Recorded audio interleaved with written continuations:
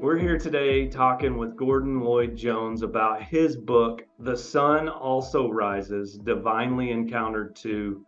Gordon, thank you so much for taking time to talk with us and join us today. My honor. It's my pleasure. Let's start. Just kind of tell us a little bit about your book. Okay. Um, my book, if you wanted to condense it, you could say it's a story of me from rags to redeemed to revealed. I grew up very poor in a housing project in Cincinnati and Norwood. It didn't lend itself well to an education. My mom went to the 8th grade, and that was it. My dad came back from World War II, and he was a sailor and did what typical sailors do. He drank and gambled. At 4 years old, which my uncle later told me, my dad put all our furniture up in a poker game and lost. And my mom, pun intended, shipped him out shortly after that. I never saw him again until he was on his deathbed when I was a senior in high school. So this started the process of me pointing to the reason I wrote my book. So I was salutatorian in high school, went to the community college, which interestingly enough, I now teach.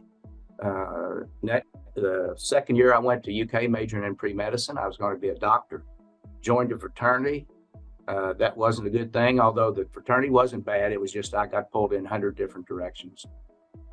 Finally, I had hair down to here and looked like a hippie and started drinking. Married a wonderful little girl from the county next to the county I live in. She got me straightened out.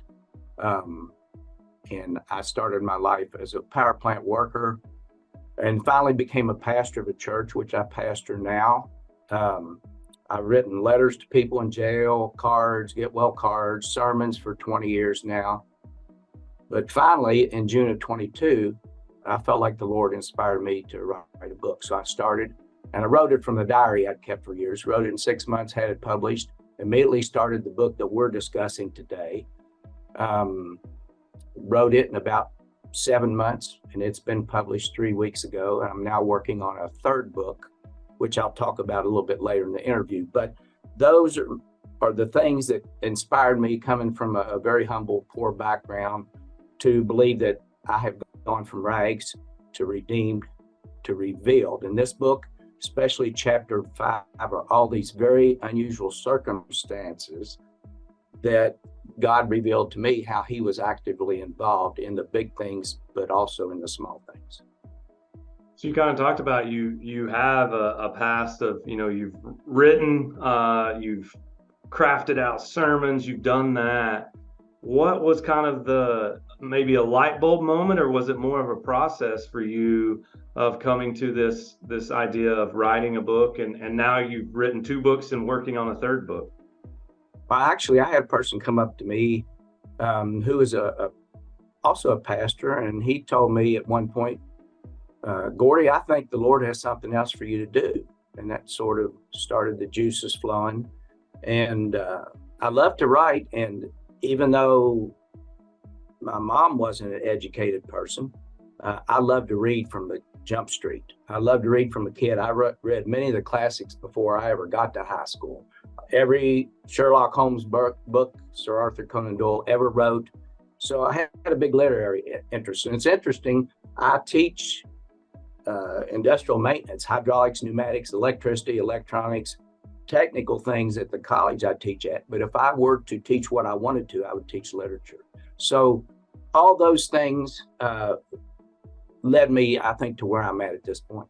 Yeah, even from an early age, being prepared to write this book and having an interest in reading. Absolutely. Well, what else do you want to share with us about your book? You mentioned kind of the third one that you have coming. What can you tell us about that? The third book is called World War II, The Fighting Ferris Family. What that is about, my mother had 4 brothers, no sisters.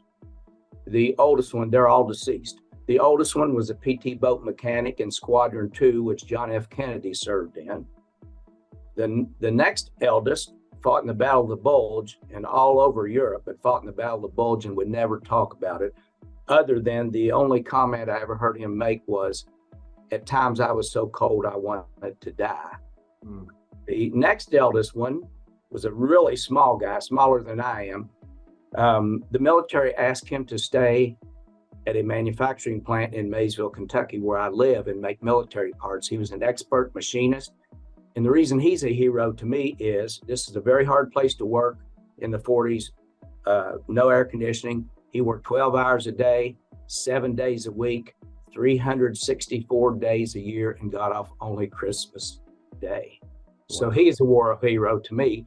And the youngest one, who just passed away 5 months ago, and he's where I got most of the information for this third book. He lied about his age when he was 16 and went and fought the Japanese. So that's what my third book is about. I'm about halfway in the process of writing that book. And that's going to be, unlike the first two books, the genre was sort of about me and autobiographical, but this next one's not going to be about me whatsoever. It's going to be about my uncles that were heroes to me. Yeah, that's very interesting. And just, yeah, as you said, two different genres, two different directions. Yes. As we're closing up today, talking about The Sun Also Rises, your second book, what would you say is kind of your overarching theme or desire to get across to readers and for our audience today? Sure. And I think the way I'll convey that is the way I came up with the title. I was reading on the internet, just serendipitously, an article written by Mariel Hemingway. She talked about her sister, Muriel, who committed suicide, her grandfather, Ernest Hemingway, and the 5 suicides that had happened in her family. And she was talking about how her faith in God got her through that. So I had come up with the book cover, which was a picture of downtown Maysville, Kentucky, and the bridge going across the Ohio River to Ohio, and the sun coming up over the eastern hills of Maysville. And as I had just found that picture, it came to me that I had read a book by Ernest Hemingway written, I believe, in the 1920s called The Sun Also Rises, the S-U-N also rises. And my natural inclination as a pastor was to change that title to the S-O-N, obviously referring to Jesus. The sun also rises, and then follow that by the title of my first book, Divinely Encountered. So that's how I sort of came up with that. And in my book, just to briefly finish up, the prologue is why write the book. Chapter 1 is It's a Wonderful Life. Chapter 2 is People Who Need People. Chapter 3 is sports, and the sports that gave me father figures because I didn't have a dad growing up. Chapter 4 are words, quotes, and phrases. Chapter 5 is the meat of the book, encounters of a divine kind. It has all these neat little stories of a homeless veteran and many people I've encountered. And then chapter 6 are some things that are important to me, and so is chapter 7 and 8. So, and then I finished it up. I started the book with why and finished the book up with why not. Well, Gordon, thank you so much for taking time, for sharing, giving us a glimpse into your life, into your passion for writing, and just even some of the things coming. Again, it's The Sun Also Rises, Divinely Encountered 2. You can find his book online through Amazon, through Barnes & Noble. If you like to read on your Kindle, it's also available through the Books app on iTunes. So, Gordon, thank you so much for joining us. Okay, thank you so much, Scott, and God bless you. Have a great day. You too.